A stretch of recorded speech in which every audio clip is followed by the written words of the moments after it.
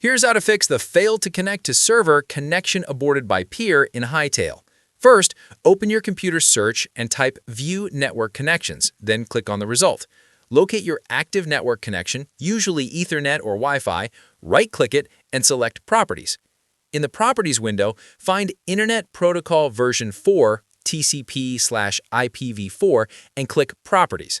Select Use the following DNS server addresses and enter 8.8.8.8 for the preferred DNS and 8.4.4.4 for the alternate DNS.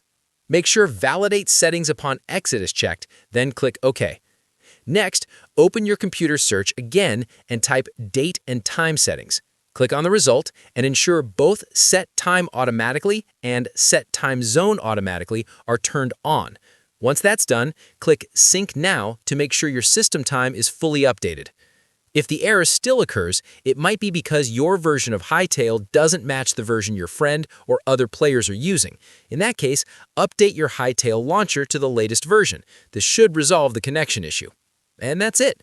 After these steps, Hytale should connect without any errors. Give this a try, and don't forget to leave a like and subscribe for more helpful fixes.